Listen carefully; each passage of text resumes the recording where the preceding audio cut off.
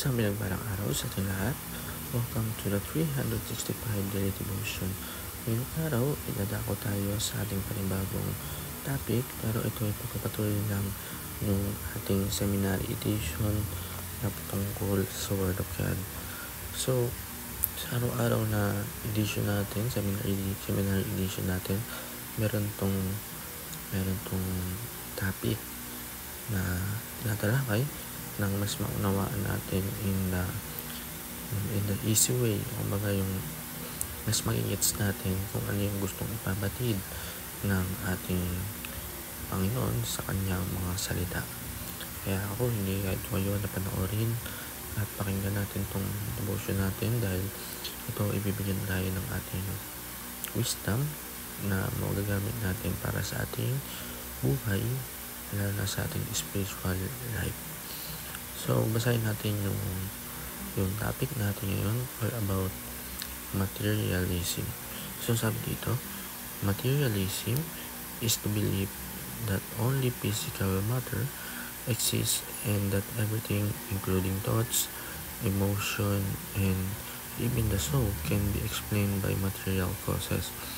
It denies the existence of anything spiritual or supernatural. This worldview that stands in the direct contrast to Christian belief in a creator God, spiritual realities, and eternal life.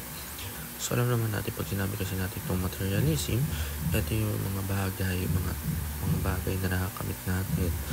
For example na lang is yung ikaw bilang isang tao, gusto mo lagi meron ka mga bagay, mga material na meron ka sa buhay mo.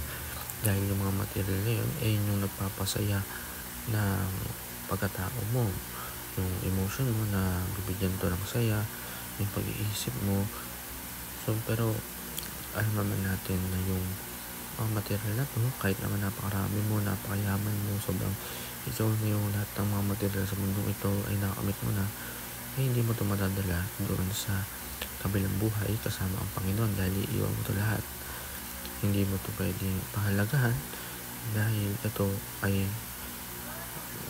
may maikling panahon mo lang makakasama dito habang buhay. So, tayo dumako sa ating Bible verse na Matthew chapter 6 verse 19 to 21. Do not store up for yourself treasure on earth, where moths and vermin destroy and where thieves break in the steal, but store up for yourself treasure in heaven, where moths and vermin do not destroy and where thieves do not break in and steal. For where the treasure is, there your heart will be also. So, kaya nga sinabi ko kanina. So, example na lang natin is yung poste. So, yung pag dumitin sa poste mo, yung nakakaabot lang ng yung tangkad ay lang yung buhay natin sa mundong ito, pero yung the rest na ninabot ng tangkad mo pataas ay yung buhay na walang hanggan na makakamit mo. Kaya napaikli lang ang buhay natin. Huwag tayo mag-invest sa mga material na bagay kasi hindi natin ito madadala. Kung ano man yung kayamanan na meron tayo sa mundong ito, is piliin natin na itulong at gamitin ito sa kabutihan na i-glorify yung ating Panginoon, dahil ito ang dapat gawin para sa paghahanda natin at makapasok tayo doon sa heaven at doon sa buhay na walang hanggan. So, sa unang katuroan, materialism make people become materialistic. Di ba? Marami naman natin, makakilala tayo, minsan tayo na nga rin, na mas pinapalagan yung material. May makita ka doon sa kaibigan mo or sa iba na may tablet, may cellphone, may motor, gusto mo ikaw din. Pero nakakalimutan mo na napakabuti sa inyo ng Panginoon kahit na wala ka nun is minsan nakikita mo, di ba, yung may mga cellphone at iPad, hindi sila kompleto sa kanilang pangatawan, pero hindi mo nakikita ito kompleto ng pahalagan, pero nainggit ka pa rin sa iba dahil nga sa pagiging materialistic mo.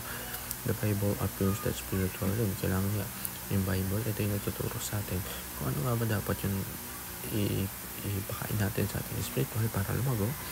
Christian invest in the present life for eternity. Kaya nga sabi ko kanina, napikli ng buhay natin, huwag tayo mag-invest sa ikling buhay natin. Investin natin yung buhay na walang hanggan. I-reject natin yung mga materialism at yung mga attitude natin na gusto natin, nakakamit natin lahat yun. I-discover natin buhay natin kung ano dapat yung purpose talaga nito according din sa sinasabi sa atin ng Bible, and kailangan i-treat natin yung buhay natin na mag-invest tayo dun sa buhay ng walang hanggan, huwag dun sa pandaliang buhay lang na hindi naman natin masasama to dun sa kabilang buhay.